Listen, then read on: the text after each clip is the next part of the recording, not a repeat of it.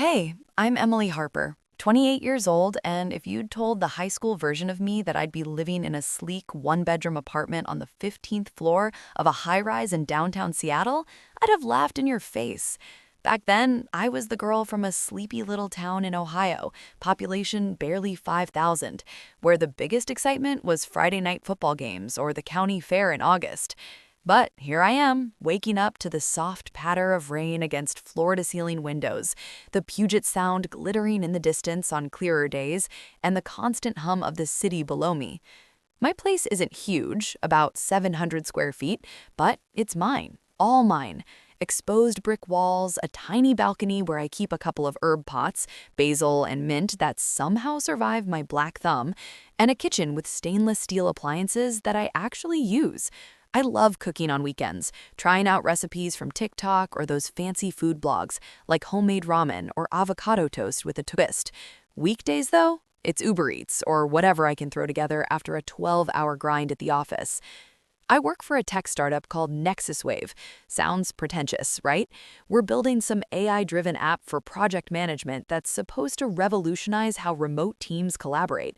Honestly, half the time, I don't even fully get the tech side, but I'm on the marketing team, crafting pitches, running social campaigns, and analyzing user data. The pay is solid, 6 figures now after my last promotion, and the perks are insane. Unlimited PTO, that I rarely take, free gym membership downtown, and a fully stocked kitchen with cold brew on tap. It's the kind of job people back home would call fancy. I moved out here right after graduating from Ohio State, packed my beat-up Honda Civic with everything I owned, clothes, a few books, my laptop, and drove cross-country over 4 days, blasting playlists and stopping at random motels. No safety net, no rich parents footing the bill, just scholarships, student loans, and a burning need to prove I could do it on my own. Growing up, money was always tight. Dad worked swing shifts at the auto parts factory, 12 hours some days, coming home smelling like oil and exhaustion. Mom stayed home with us 3 kids, me in the middle, big brother Jake, who's 2 years older, and little sister Mia, 4 years younger. Our house was a modest ranch-style home on a quiet street. 3 bedrooms, 1.5 baths, a backyard with a rusty swing set that we outgrew way too fast. Holidays were the highlight. Mom baking pies from scratch, Dad stringing up Christmas lights that half worked, all of us piled around the TV for movie marathons. But there were always those little comments, the ones that stick with you. Like when I'd beg for the new jeans everyone at school was wearing, and Mom would sigh, "We can't afford extras right now, honey. Your dad works so hard for this family." Or report card day, straight A's, and Dad would nod approvingly but add, "Good job. We sacrifice a lot so you kids can have opportunities." It wasn't abuse or anything. God, no. They loved us, provided for us, but everything good came with a reminder of the cost, the strings attached. I started babysitting at 13, mowing lawns in summer, working at the local Dairy Queen through high school, saved every penny for college. When I got accepted to OSU, they were proud, tears and hugs and all, but the financial aid forms showed the reality. Loans in my name, part-time jobs on campus, barista shifts at 5 a.m., tutoring freshmen in English, summers back home, waitressing at the diner to chip away at debt. After graduation, I could have gone back. There were jobs in Columbus, even some in our town. Jake did. He's a mechanic now, married his high school sweetheart. Mia stayed too, working at the hospital as a nurse's aide. But me? I applied everywhere, got a junior marketing gig in Seattle through a campus recruiter. The offer came, and I didn't hesitate. The first year was brutal, crashing on a friend's couch until I could afford my own place, a studio in Capitol Hill that smelled like old pizza, ramen noodles for dinner, happy hours for meals. But I hustled, networked at tech meetups, took online courses to level up my skills, climbed the ladder, paid off the smallest loans first, built an emergency fund, no help from home. Not that they offered much, they were dealing with their own stuff. Visits back home were sporadic at first, Thanksgiving here, Christmas there. I'd fly in, rent a car, soak up Mom's cooking and the familiar smells of home. But even then, I'd feel it, the pull.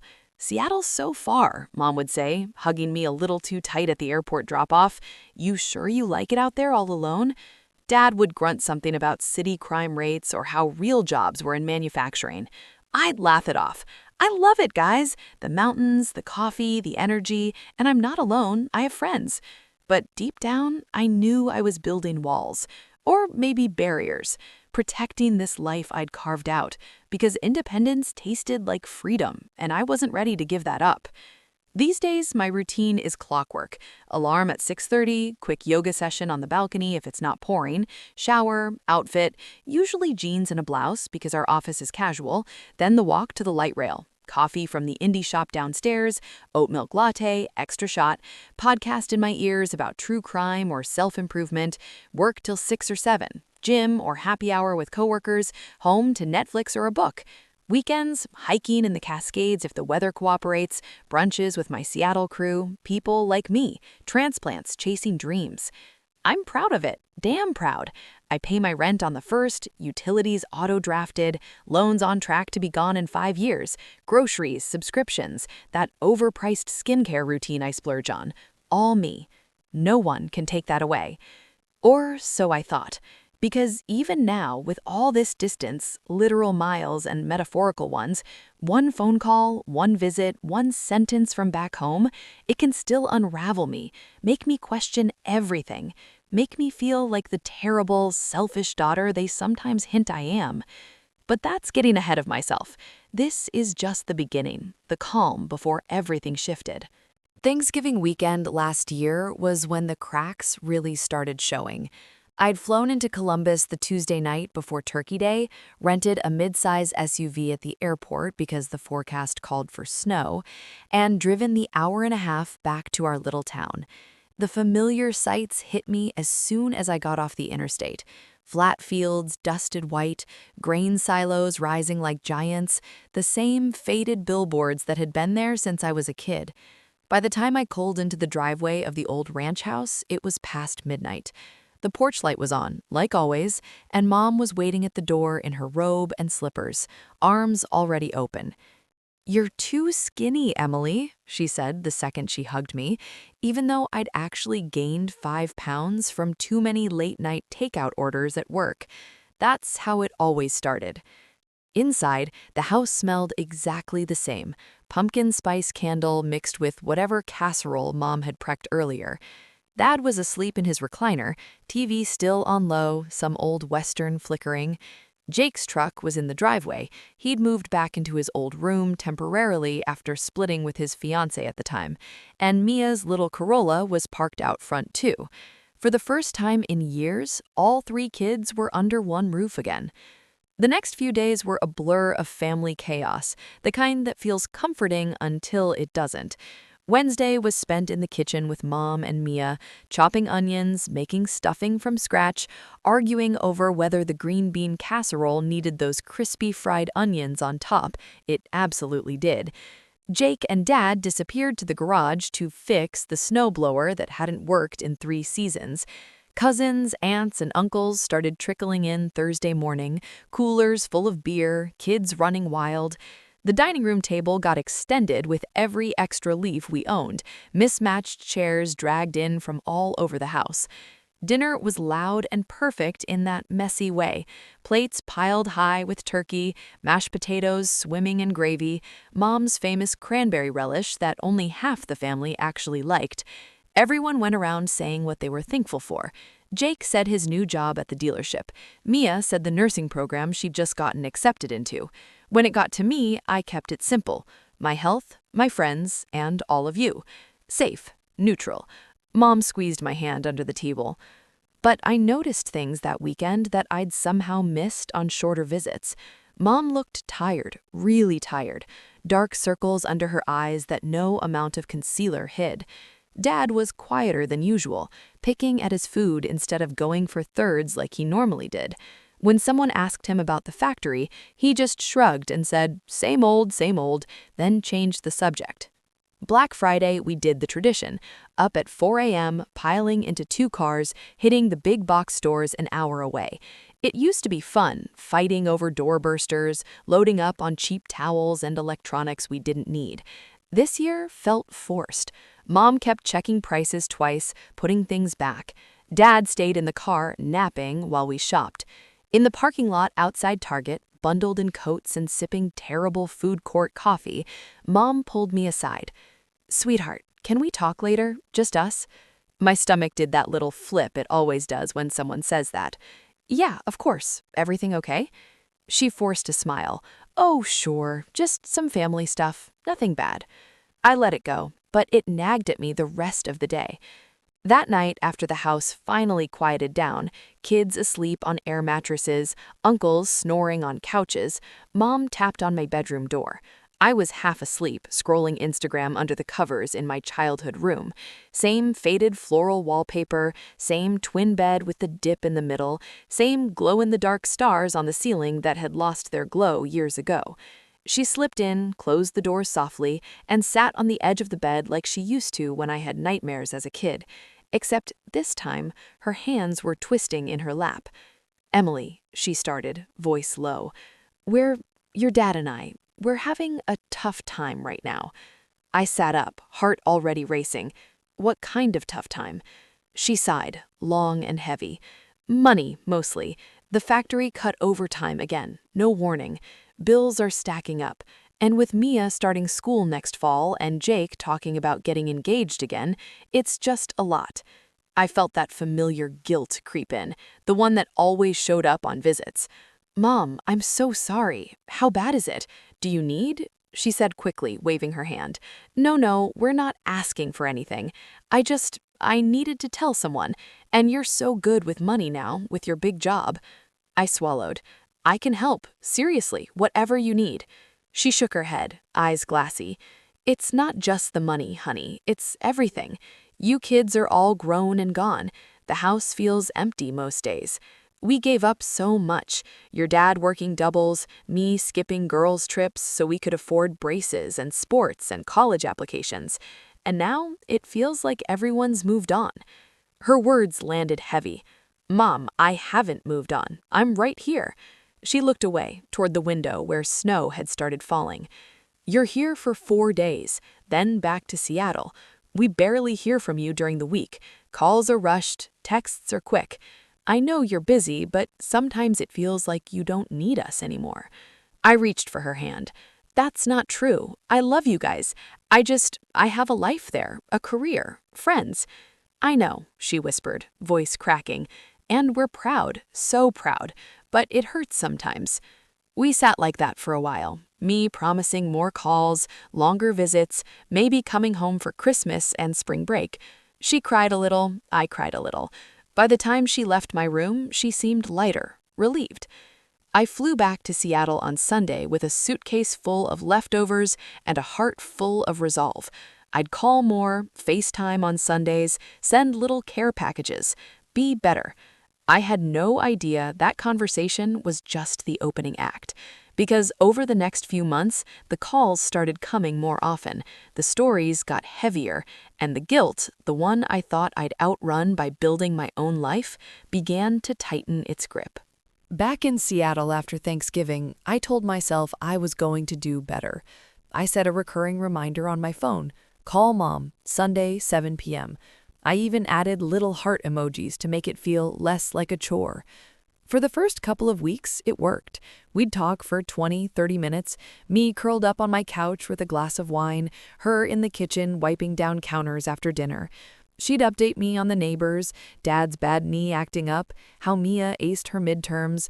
I'd tell her about work drama, the new ramen place I tried, how the Christmas lights on Pike Street were insane this year.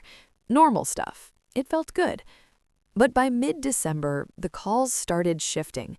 Not all at once, just little by little, like the way the rain here goes from drizzle to downpour without you noticing the change. It began with the weather. "It's been so cold here," Mom would say. "The furnace is acting up again. Your dad's out there in the garage trying to fix it himself to save on the repair bill." Pause. "He's getting too old for that kind of thing, you know?" I'd murmur something sympathetic, ask if they needed a new part, offer to look up a good HVAC guy online. She'd brush it off. "Oh, we'll manage. We always do." Then came the updates about Dad's job. They cut overtime before Christmas, can you believe it? Everyone's hours are down. People are worried about layoffs after the holidays. Her voice would get that tight edge, the one I remembered from when I was little and money was really bad. I started sending little things, $100 here for groceries, 200 there when she mentioned the car needed tires. Venmo made it easy. Just tap, type, love you, and send. It felt like I was helping without making a big deal out of it. She'd text back crying emojis and, "You're such a blessing, sweetie." January rolled in with Seattle's usual gray gloom. Work got intense. We were prepping for a big product launch. Late nights, weekend emails. My calls home slipped to every other Sunday. Mom never complained directly, but I could hear it in her tone. "We missed you last week. Everything okay out there in the big city?" One February night, I was exhausted after a 12-hour day, takeout tie cooling on the counter, when my phone rang. Mom, crying. Actual sobs. "Mom, what's wrong?" She could barely get the words out. "Your dad, he had a bad day. They announced layoffs at the plant, 20% of the floor. He didn't get the notice yet, but everyone's scared." I froze. Oh my God, is he okay? He's pretending he is. Came home, sat in his chair, didn't say a word. I made his favorite meatloaf and he barely touched it. I felt sick. What can I do? "Nothing, honey. Just pray, I guess, and maybe call him tomorrow. He won't admit it, but he misses talking to you." I did call Dad the next day. He sounded gruff, tired. "I'm fine, Em, just rumors, don't worry about us." But his voice cracked on the last part. That weekend, I wired $500. "For whatever you need," I wrote in the memo. Mom called to thank me, voice thick. "You have no idea what this means. We were choosing between groceries and the electric bill." March brought more. Mia's car broke down, transmission, $2,000 to fix. "She's crying in her room," Mom said. "She needs it for clinicals." I covered half. Jake's girlfriend, now fiancé, wanted a big engagement party. We're trying to help, but I sent money for that too. I started skipping happy hours, weekend brunches, canceled a planned trip to Portland with friends, saving up, I told them. Truth was, my own savings account was dropping fast. The emergency fund I'd worked years to build, down 20% in 4 months. Then April hit, and everything went to hell. It was a Wednesday night. I'd just gotten home from the gym, sweaty, scrolling TikTok in my sports bra, when the phone rang. Mom again, this time full-on hysterical. "Emily, the bank called today. The mortgage is 2 months behind. They're talking foreclosure if we don't catch up." My stomach dropped to the floor. "How much?" $5,000 to bring it current, plus late fees." $5,000. Almost everything I had left in savings. The cushion I'd promised myself I'd never touch unless it was life or death. I sat down hard on the kitchen floor, back against the cabinets. "Mom, how did it get this bad?" She was crying too hard to answer at first. "Dad's hours got cut more, then the medical bills from his knee. We thought we could catch up, but..." I closed my eyes, thought about my apartment, my job, the promotion I was up for, thought about the house I grew up in, the swing set, the Christmas mornings, Mom's garden in summer. "Okay," I said quietly, "I'll send it tomorrow." "Oh, baby," she sobbed harder. Thank you. You're saving us. I don't know what we'd do without you." I hung up, opened my banking app, and transferred the money. Watched the balance drop to almost zero. Felt this weird mix of relief and dread. She called back an hour later, calmer. "It's there. I paid the bank online already. They said we're good now." "Good," I whispered. "We're so lucky to have you, Em. Don't know how we got so blessed." I smiled weakly into the phone. "Love you, Mom. Love you more." After we hung up, I sat there in the dark a long time, staring at my empty savings account, telling myself it was temporary, that I'd rebuild it, that family comes first. I had no idea how much deeper this was about to get. Because the calls didn't stop, they just got more frequent, the needs got bigger, and the guilt, the one that lived quietly in the background, started moving to the foreground. I was helping. I was being a good daughter. Right? Summer finally showed up in Seattle, those rare stretches of blue sky and 75 degrees that make everyone act like they've never seen the sun before. I'd been grinding at work, putting in extra hours to rebuild my savings after the mortgage bailout in spring. The promotion I'd been eyeing came through in June. Senior marketing manager. Bigger paycheck, more responsibility. I celebrated with my crew at a rooftop bar in Belltown. Margs, tacos, everyone toasting to M killing it. For the first time in months, I felt like I was getting my footing back. That's when I decided to book the trip home. 2 full weeks in Ohio, the longest I'd stayed since college. I told myself it was for them. Mia's baby shower was coming up, Jake's wedding planning was in full swing, and Mom kept dropping hints about how nice it would be to have all my babies under one roof again. But honestly, part of me wanted to prove something, that I could show up big, help out, be the daughter they needed without losing myself. I landed in Columbus on a humid Saturday in July, rented a convertible because why not splurge a little, and drove home with the top down, country radio blasting. The closer I got to town, the more the city melted away. Cornfields, American flags on every porch, that familiar smell of fresh cut grass and barbecue smoke. Mom met me at the door crying happy tears, Dad right behind her with a bear hug that lifted me off the ground. Jake slapped me on the back. Mia, 7 months pregnant and glowing, waddled over for the gentlest squeeze. The house looked the same on the surface, same faded blue siding, same flower baskets on the porch. But inside, little things stood out.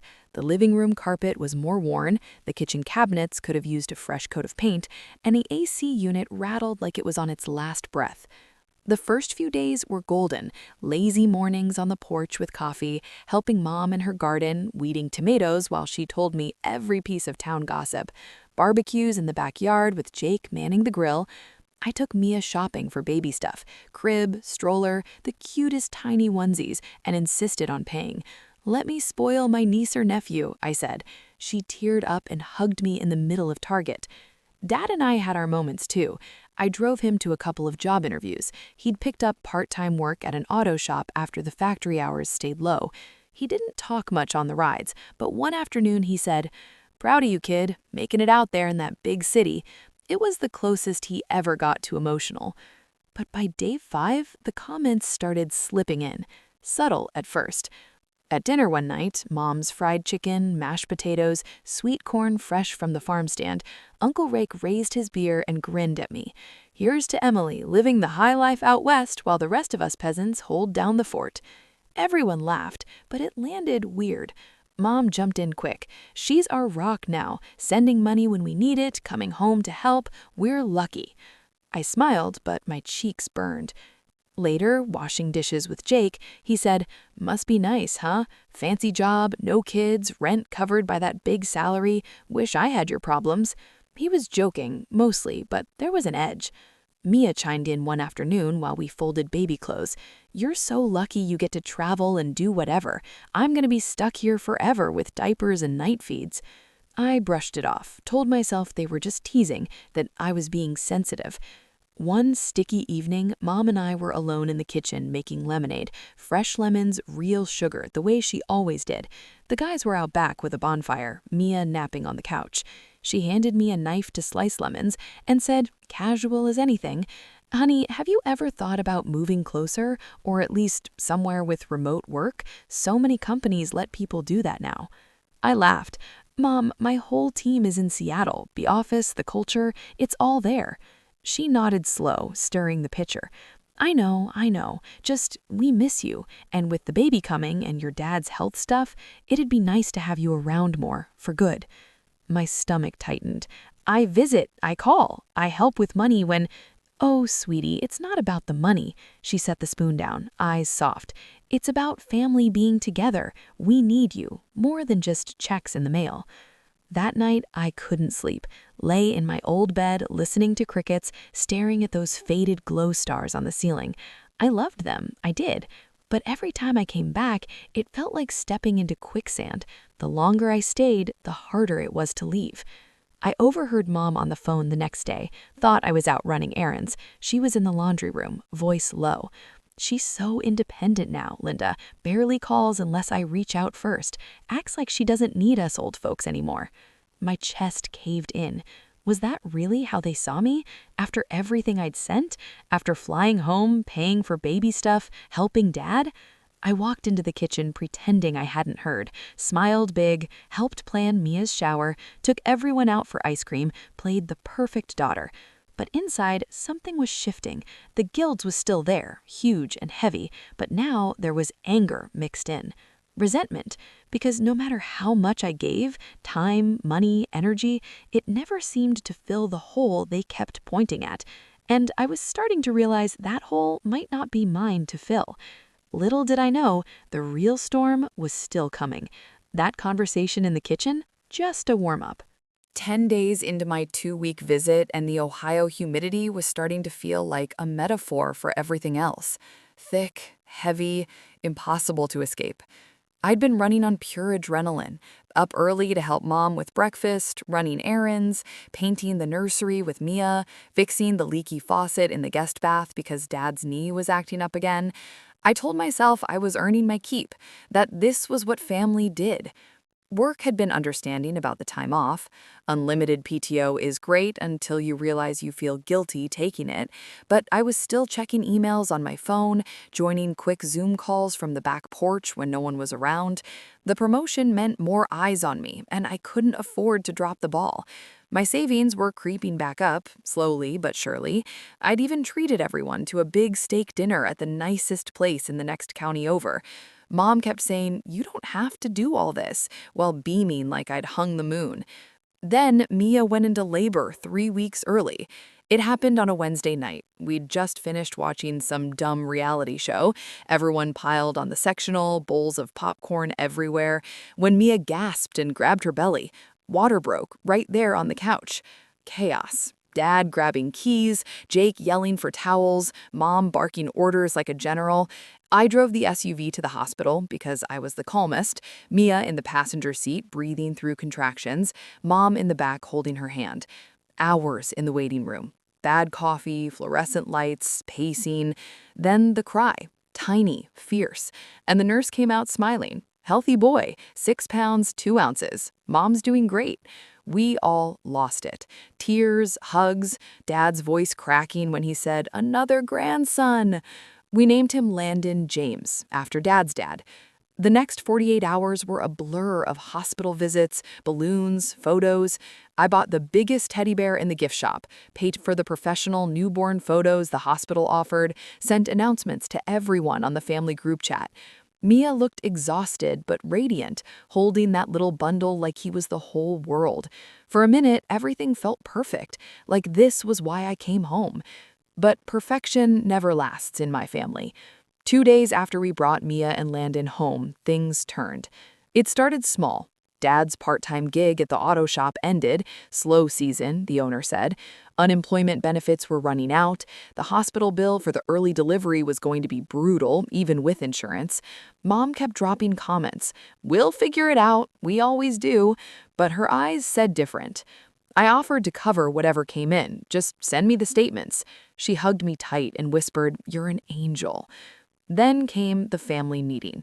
It was a Sunday evening. Landon was napping in the bassinet, Mia resting upstairs. Jake and his fiancée Sarah had come over for dinner. Pot roast, the good china, because we were celebrating the baby being home. Everyone was in a good mood, passing the little guy around, taking turns burping him. Then dessert, Mom's apple pie a la mode. Dad cleared his throat. "Folks, can we talk in the living room for a minute?" We migrated, coffees in hand. I thought it was going to be something sweet, maybe asking me to be godmother or planning a baptism date.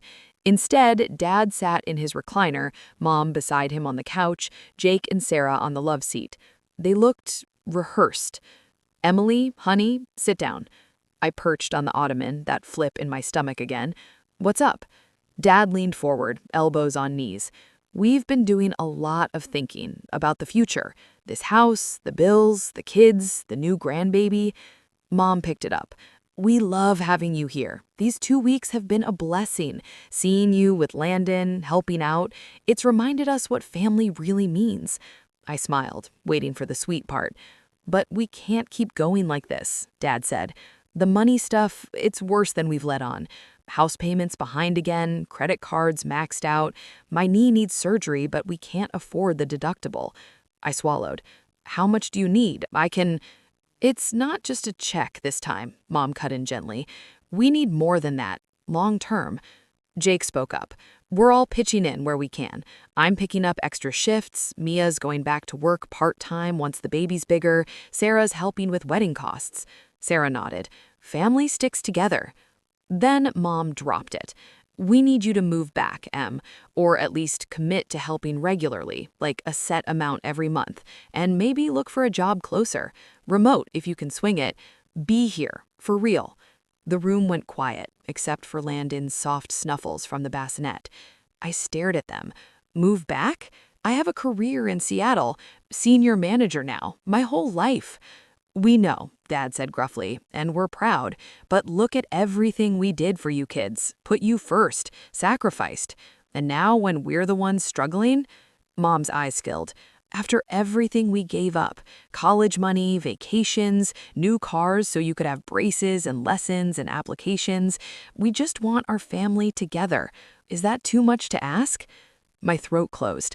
I've sent thousands, paid the mortgage catch-up, baby stuff, dinners.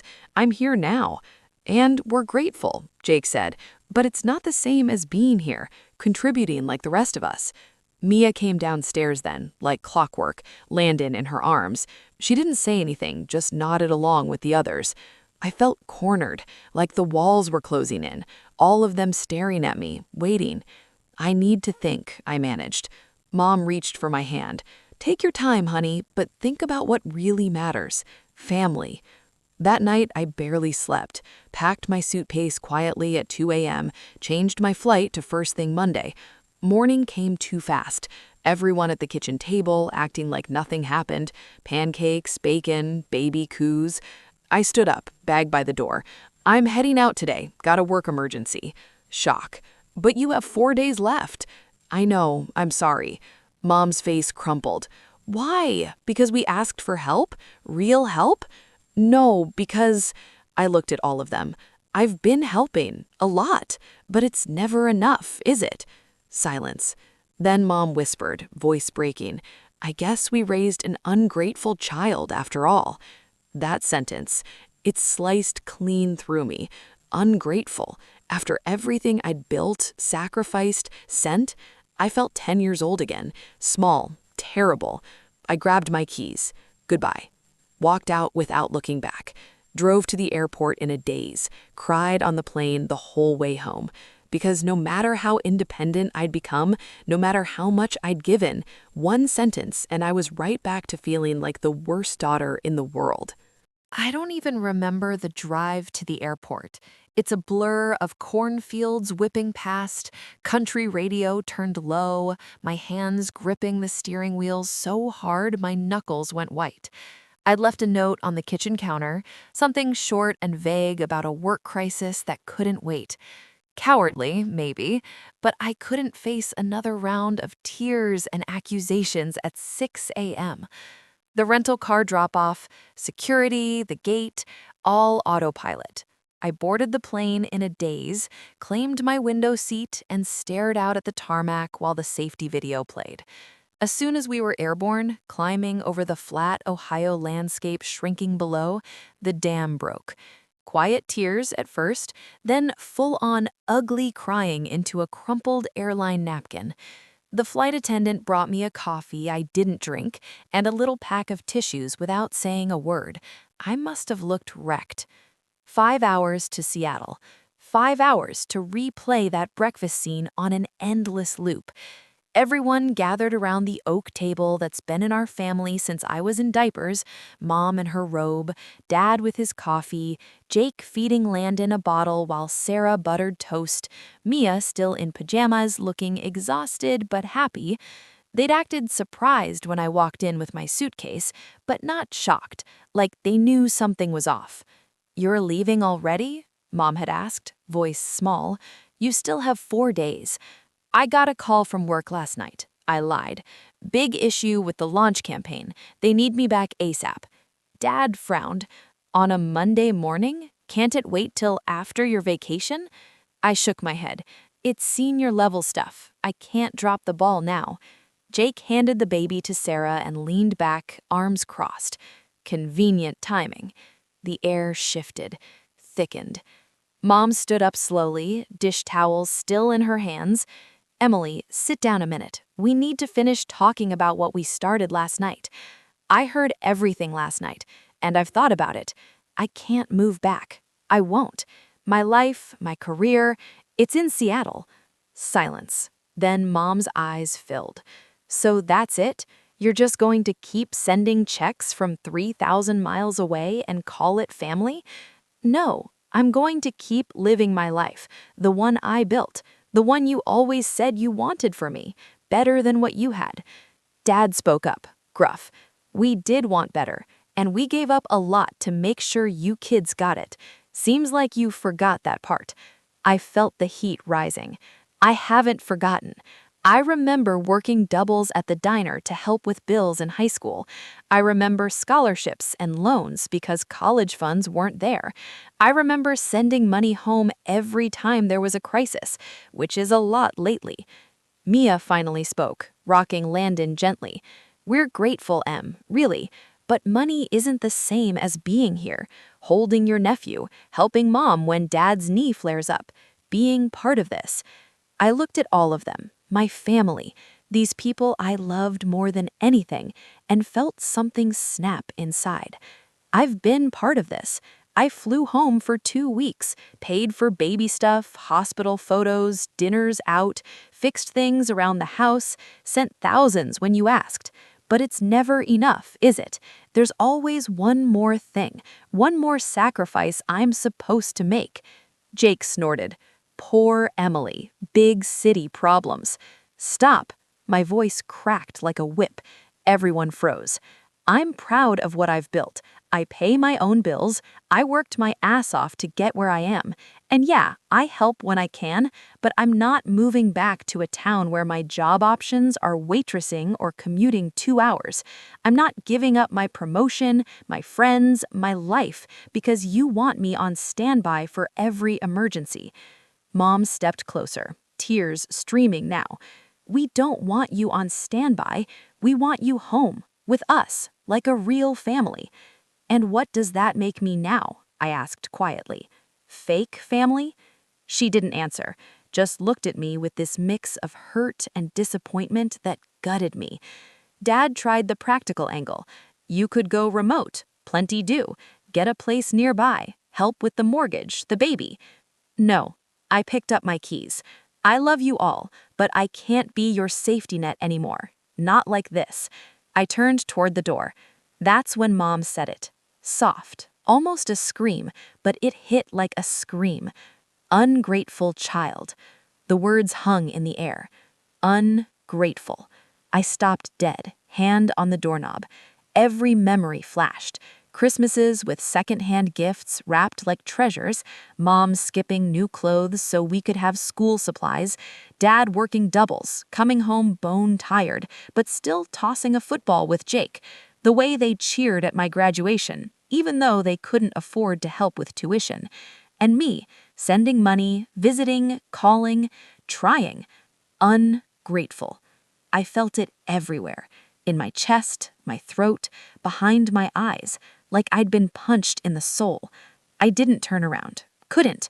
If I looked at her face, I'd crumble, apologize, unpack my suitcase, promise to try harder. Instead, I whispered, goodbye, and walked out. Closed the door softly behind me, drove away while they stood on the porch watching. On the plane, I kept hearing it. Over the engine hum, the baby crying 3 rows up, the drink cart rattling. Ungrateful child. I landed in Seattle that afternoon to pouring rain. Fitting. Took an Uber home, crawled into bed fully dressed, and slept for 14 hours straight. When I woke, there were texts. Mom, please call when you land. We love you. Dad, drive safe. He never texts. Jake, you okay? Mia, Monty misses his auntie already. I didn't reply, not yet, because that sentence was still echoing. And for the first time, I started wondering if maybe, just maybe, it wasn't true. But God, it hurt. It still does. I touched down in Seattle around noon, the sky a solid sheet of gray. rain streaking the terminal windows like it was trying to wash the whole city clean. My Uber ride home was silent. No music, no small talk with the driver. I just stared at the familiar streets, the Space Needle peeking through the clouds, coffee shops with lines out the door, people in Patagonia jackets hurrying along with reusable cups. This was my world now, the one I'd fought for, but it felt distant, like I was watching it through glass. My apartment greeted me with that empty quiet that hits hardest after chaos. Mail piled up on the floor, plants on the balcony drooping a little, fridge humming with nothing but condiments and leftover takeout.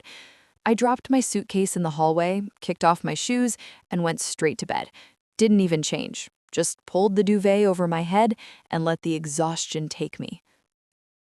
I woke up 14 hours later to darkness and a pounding headache. My phone was on the nightstand, screen cracked from when I'd thrown it in my bag at the airport. 37 missed calls, 50+ texts, mostly Mom. A few from Dad, Jake, Mia, even one from Aunt Linda. "Your mother is beside herself. Call home." I didn't. Instead, I made coffee, sat on the balcony in the drizzle, and stared at the city lights. That sentence kept looping. Ungrateful child. It wasn't just words. It was a verdict, a lifetime label slapped on me in one breath. After years of hustling, sacrificing sleep for deadlines, skipping vacations to pay off loans, sending money home without question, boom, ungrateful. I texted my best friend here, Kara, the one who'd listened to every family drama vent session over wine and charcuterie boards. Me, home early, total shit show. Can we talk? She called immediately. What happened? You were supposed to be there till Friday. I told her everything. The meeting, the demands, the sentence. By the end, I was crying again, ugly, snotty sobs into my hoodie sleeve. Kara was quiet a minute. Then, "That's emotional blackmail, babe. Classic guilt trip. They're weaponizing your love for them." "I know," I whispered, "but it still feels true. Like maybe I am selfish." "You're not. You're human. You built a life. They're mad it doesn't revolve around them anymore." We talked for 2 hours. She offered to come over with pizza and tequila. I said yes. That week, I went radio silent on my family, blocked Mom's number temporarily, just to breathe, turned off red receipts on the group chat, threw myself into work like it was a lifeline. Early mornings, late nights, volunteering for every project. My boss noticed. "Are you okay, Harper? You're on fire, but you look like you haven't slept." "Family stuff," I said. "I'm good." I wasn't. Nights were the worst. I'd lie awake replaying memories. Good ones, Mom teaching me to bake cookies, Dad at my high school graduation in his only suit, Mia's first steps. Then the harder ones, the side comments about sacrifices, the way every gift came with a story of what they'd given up. It all mixed together until I couldn't tell love from obligation. 10 days after I got back, I finally caved and started therapy. I found Dr. Reyes through my company's EAP, Employee Assistance Program. Latina, mid-40s, no nonsense, but kind eyes. First session, she asked why I was there. I told her the whole story, ended with the sentence. She nodded, no judgment. That's a powerful weapon, guilt, especially from a parent. It's designed to make you doubt yourself. Is it manipulation? Intentional or not, yes. When someone repeatedly reminds you of what they've sacrificed, then demands repayment in the form of your life choices, that's not healthy love. That's control. The word landed hard, control. We unpacked it over weeks, how independence threatened them, how my success highlighted their struggles, how money I sent wasn't about need, it was about keeping me tethered. One session, she asked, "What do you need from your family, Emily?" I thought about it. To be proud of me, without strings, to let me live my life and still be loved. And what do they need from you? I laughed bitterly. Apparently, everything. She smiled gently. Boundaries aren't selfish. They're survival. I started small.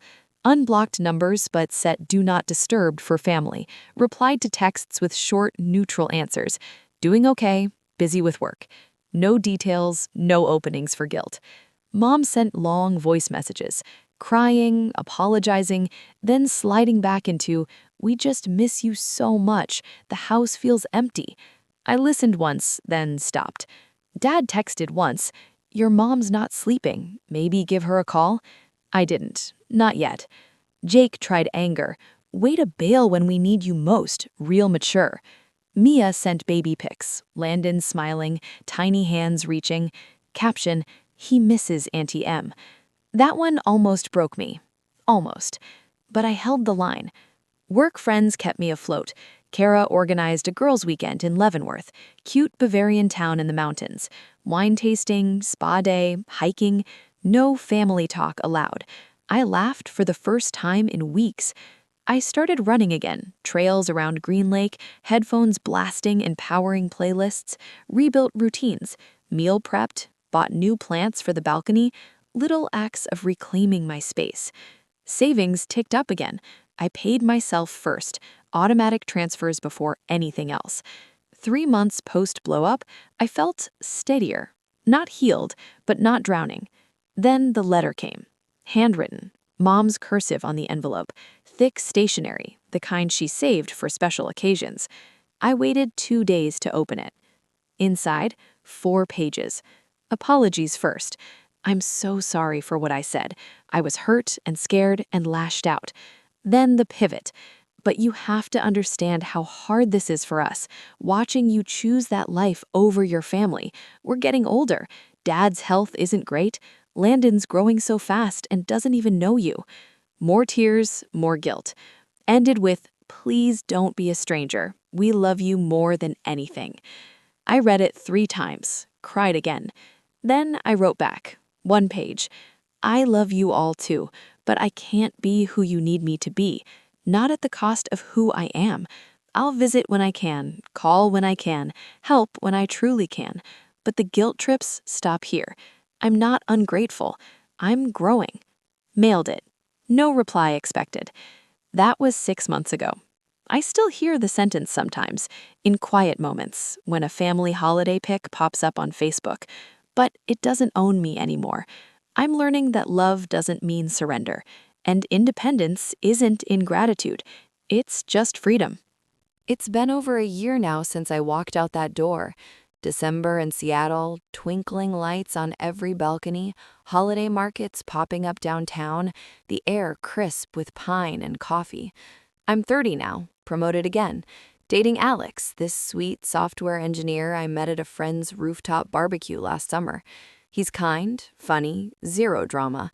We do normal couple stuff. Hiking on weekends, trying new breweries, binge-watching shows curled up on my couch. My apartment feels fuller. His hoodie hanging by the door, extra coffee mug in the cabinet, plants thriving because he actually remembers to water them. Life is good, really good. Savings account healthy again, travel fund growing, therapy sessions down to once a month. I've even started volunteering at a local women's shelter, mentoring young adults navigating toxic family dynamics. It helps, gives the pain a purpose. Contact with home is minimal, but civil. Birthday cards, group texts on holidays, the occasional baby photo from Mia. Landon's walking now, all chubby cheeks and mischief. I send gifts, toys, clothes, a nice check for his college fund. Mom replies with thank yous and "we miss you." I reply, "miss you too," and leave it there. Boundaries holding steady. Then Jake called last month.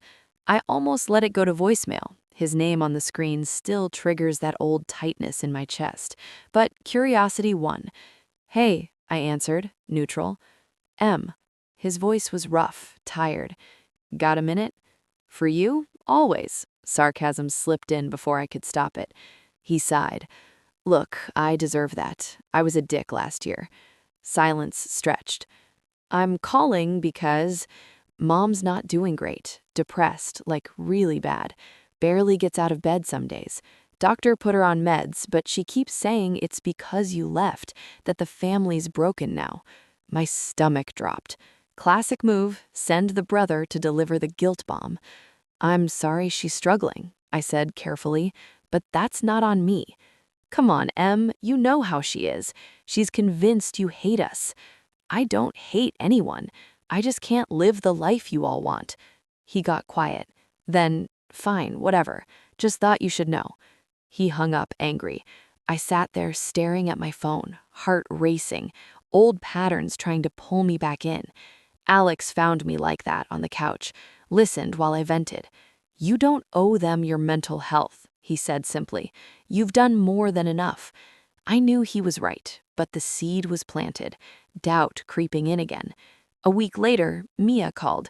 This one I picked up faster. Landon's goofy laugh in the background melted me a little. Auntie M, he babbled when she put him on speaker. My heart cracked open. We chatted about safe stuff, his new words, how he loves trucks, the cute thing he did with spaghetti last night. Then Mia got quiet. Em, I need to tell you something, but you can't tell Mom I said anything. Okay? She took a breath. The money stuff, it was never as bad as they made it sound. I froze. What do you mean? Dad had a side gig, cash under the table, fixing cars for buddies, saved a bunch in a separate account we weren't supposed to know about, and Mom had inheritance money from Grandma that she never touched. The crises, mortgage behind, hospital bills, they exaggerated, amplified it to scare you into coming home. The room spun. Why? Because they missed you, and control, I guess. When you left for Seattle, it freaked them out. You were the one who got out, made something big, and every time you succeeded, it made their lives feel smaller. So they pulled the guilt strings harder, made you the fixer, the savior. That way you'd stay connected, dependent on them needing you. I couldn't speak. I didn't know the full extent till recently, she went on. Overheard them talking after Jake's call didn't work. Dad said something like, she'll come around when she realizes she can't live without us. Mom agreed, said the ungrateful line was maybe too harsh, but it'd make you think twice.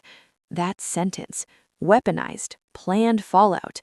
Tears came hot and fast, not sad ones, angry.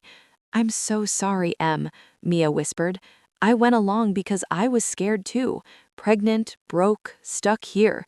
But seeing what it did to you, it's not right. We talked for an hour. She cried, I cried. She promised to keep sending Landon pics, no strings. You're still his auntie, always. After we hung up, I sat on my balcony a long time. Rain soft on the railing, city lights blurring through tears. Everything clicked. The slow build, subtle digs growing up, sacrifices waved like flags, the escalation after I moved, more calls, bigger emergencies, the family meeting like an intervention. That final sentence, not a slip, but a calculated gut punch. They weren't evil, just scared, stuck, watching their kids scatter while their own dreams stayed small. My independence threatened the narrative that family means everything, no matter the cost. So they manufactured need, kept me hooked with guilt. I felt rage, betrayal, then relief, because knowing the truth set something free. I wasn't ungrateful. I wasn't the problem. I'd been manipulated, lovingly, desperately, but manipulated all the same. The next day, I emailed the family. Group thread, no exceptions. Subject, clarity. I've learned some things recently about the finances, the exaggeration. I'm hurt, deeply, but I'm also done carrying the weight of choices that aren't mine. I love you all. I'm grateful for what you gave me, roots, values, love. But gratitude doesn't mean surrender. I won't be guilted anymore. I won't apologize for my life. Visits, calls, help, they'll happen on my terms, when it feels healthy. Take care of yourselves, and maybe think about why keeping me tethered felt more important than letting me fly. Sent. No replies for days. Then Mom said, I'm sorry. Dad, nothing. Jake's, whatever. Mia, a heart emoji. I let it be. The revelation didn't fix everything overnight. Some nights I still wake up at 3 a.m. hearing that sentence, but now I answer it back. No. You raised a strong woman who learned to stand on her own, and that's the best thing you ever did for me, even if you can't see it yet. 2 years have passed since that plane ride home. crying into a tiny napkin at 30,000 feet. I'm 30 now, 30 and change, and Seattle feels more like home than anywhere else ever has. My apartment's the same one, but it's evolved. New couch in soft gray velvet, gallery wall of photos from hikes and trips with Alex, a bookshelf overflowing with everything from marketing textbooks to romance novels I finally let myself read without guilt. The balcony garden is legit now. Tomatoes in summer, evergreen herbs year-round, fairy lights strung up for cozy nights with a book and herbal tea. Work? Killing it. Director level now, leading a team of 10. We just launched a campaign that went viral. Millions of impressions, shout-outs in Adweek. My boss pulled me into her office last month. "You're on the partner track, Harper. Keep this up." I walked out grinning like an idiot. Alex and I are solid. He proposed 6 months ago on a rainy trail in Olympic National Park, down on one knee in the mud, ring box somehow staying dry. I said yes before he finished the question.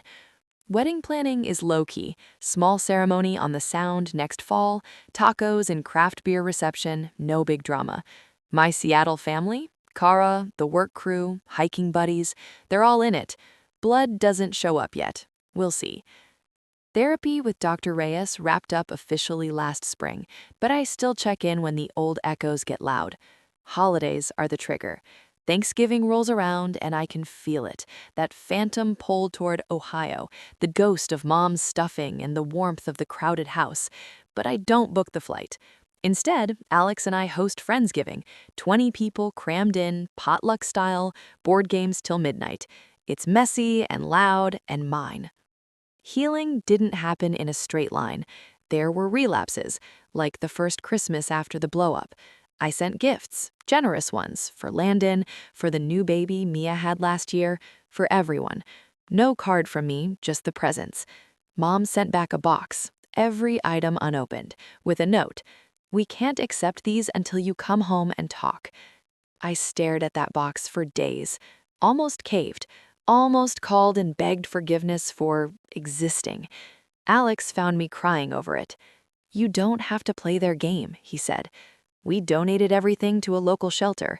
Kids' faces lighting up over the toys, that helped. Another rough patch, Dad's heart scare last winter. Minor blockage, stent procedure. Jake texted, "He's asking for you." I flew out for 3 days, stayed in a hotel, visited the hospital, held Dad's hand while he grumbled about hospital food. Mom cried in the hallway, whispered, "Thank you for coming," like I'd granted a miracle.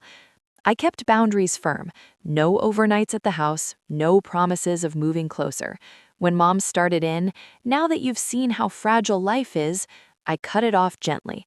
"I'm glad he's okay. I love you, but nothing's changed." It was hard. Walking away again felt cold, but necessary. The revelation from Mia that the crises were exaggerated shifted everything. Anger burned hot for months.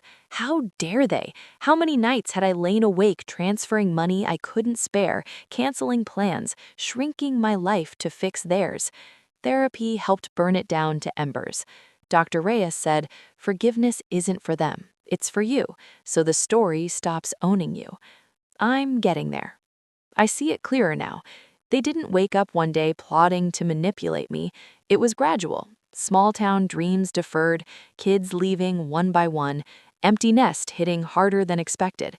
My success, the promotions, the city life, the financial stability, held up a mirror they didn't like. So they tugged the guilt strings harder, made need feel urgent, kept me orbiting. Classic enmeshment, therapy word for the week. I don't hate them. I pity them a little. Dad still works odd jobs, knee replacement finally done on Medicare. Mom gardens obsessively, volunteers at church. Jake and Sarah bought a house down the street. Big mortgage, 2 kids now. Mia's married, stay-at-home mom, content in a way I never could be. They're stuck. Not miserable, but stuck. And my flying free scared the hell out of them. That one sentence, "ungrateful child," was their last desperate grab. A boundary dissolver, meant to send me running back, apologizing, suitcase unpacked. It worked for a while, made me doubt everything, but not anymore. These days, contact is light. Landon FaceTimes sometimes, Mia facilitates.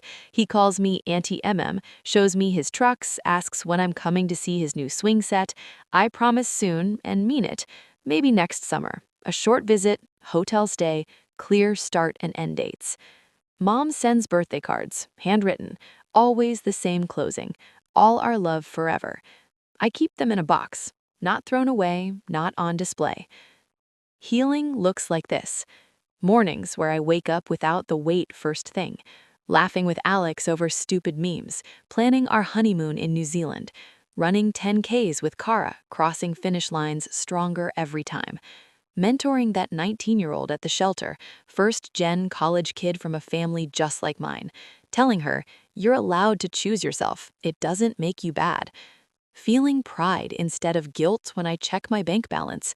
Knowing love shouldn't require self-erasure. I paid my own bills, built my own life, supported them when I could, more than most would, and one sentence almost destroyed that. Almost, but I'm still here, standing, whole. The scar's there, faint now, a reminder, not a wound. Because healing isn't forgetting, it's choosing every day to believe my own story over the one they tried to write for me. And my story? It's just getting good. Today is my 31st birthday. Alex woke me up with coffee in bed, oat milk latte, extra foam, just how I like it, and a silly grin on his face. Happy level up day, future Mrs. Harper Ruiz. We're keeping both names when we get married next fall. The ring on my finger catches the morning light filtering through the rain-streaked windows, and for a second, I just stare at it, still not quite believing this is my life. We spent the morning lazy. Pancakes with too much syrup, scrolling dog adoption sites. We're this close to getting a rescue pup, making out like teenagers on the couch. Then we bundled up and walked downtown. Seattle in December is magic. Holiday lights reflecting off wet pavement, the giant tree at Westlake Center, carolers outside Macy's, the smell of roasted chestnuts mixing with espresso. We grabbed pho at our favorite spot in the International District, then hit the Pike Place Market for flowers and chocolate. Normal, beautiful, drama-free. This is the life I fought for, the one that almost slipped away because of one sentence. I look out my balcony now, city skyline twinkling, ferries crossing the sound, rain finally easing into mist, and I feel it deep in my bones. Peace, real peace, not the fragile kind that waits for the next crisis call, but the solid, earned kind. Alex is in the kitchen making dinner, his famous chili, cornbread from scratch, while I sit here with a glass of red typing this out. Not for anyone else, just for me, to close the loop. Family back home? Still there, still complicated. I flew out last summer for a long weekend, first visit in 2 years. Stayed at an Airbnb 10 minutes from the house, set clear rules up front. 3 days, no big discussions, no guilt trips. Mia picked me up at the airport, Landon and her new little girl, Harper, yeah, they named her after me, chattering in the back seat. Landon's 5 now. Tall, missing front teeth, obsessed with dinosaurs, he ran into my arms like I'd never left. That part healed something big. The visit was okay, better than expected. Mom hugged me too tight at the door, eyes wet, but didn't push. Dad grilled steaks, told the same old jokes. Jake and Sarah brought their kids over for a backyard barbecue. We played cornhole, ate watermelon, watched the kids chase fireflies, surface-level talk mostly. Weather, recipes, Landon's t-ball team. When Mom started with, "We've been thinking about downsizing," I gently changed the subject. Boundaries held. I left on a Sunday morning with hugs and come back soons, no blow-ups, no tears. Progress. We text now, not daily, but regular. Mom sends recipes, Dad forwards corny memes, Mia shares kid videos. I send postcards from trips, birthday gifts that actually get opened. It's not the enmeshed closeness they wanted, but it's healthy, sustainable. Love without chains. I've forgiven them, mostly. Not in a grand, tearful reunion way, just quietly, in therapy, in journal pages, in moments when I catch myself smiling at a memory without the sting. They did their best with what they knew. Small town dreams, limited tools, fear disguised as love. I get it now. Doesn't excuse it, but explains it. And me? I'm thriving in ways teenage Emily never dared dream. Career on fire, leading big projects, mentoring juniors, speaking at conferences. Last month, I keynoted a Women in Tech event in San Francisco, stood on stage in front of 500 people, and talked about resilience, boundaries, choosing yourself. Got a standing ovation. Flew home buzzing. Alex is my partner in every sense. He gets the family stuff without me explaining every layer, celebrates my wins, holds me when old doubts creep in. We travel. Portugal last spring, Japan planned for after the wedding. Life feels expansive, not contracted. Chosen family fills the gaps. Kara's my maid of honor. Our friend group is tight. Game nights, potlucks, group chats blowing up with memes. We show up for each other. Breakups, promotions, sick parents, new babies, real support, no scorekeeping. I run marathons now, slowly, but I finish. Crossed the Seattle line last fall with Alex and Kara screaming at mile 25. That medal hangs by my door, a reminder I can go farther than I think. Money's solid, investments growing, house down payment fund started. We're eyeing a cute craftsman in Fremont. I give to causes I choose. Women's scholarships, domestic violence shelters, animal rescues. Generosity on my terms. If you're reading this, maybe you're that girl from a small town staring at city lights on your phone screen, wondering if leaving makes you a bad daughter. Or maybe you're already out, but one call from home still sends you spiraling. Hear me. You're not terrible. You're not ungrateful. You're allowed to build a life that fits you. Blood doesn't get a blank check on your time, your money, your dreams. Real love celebrates your wings, even if it means watching you fly away. It took me years to believe that. Therapy, tears, boundaries drawn in blood and ink, but I believe it now. That one sentence, I guess we raised an ungrateful child after all, it doesn't define me anymore. It was their fear talking, their loss, their story, not mine. My story is this. I paid my own bills, lived on my own, built something beautiful from scratch, loved my family fiercely from a healthy distance, chose myself without becoming selfish, and found a love, a life, a version of home that doesn't hurt. If you're carrying that same weight, set it down. You deserve to be free. You deserve to grow. And when you do, the view from up here is incredible.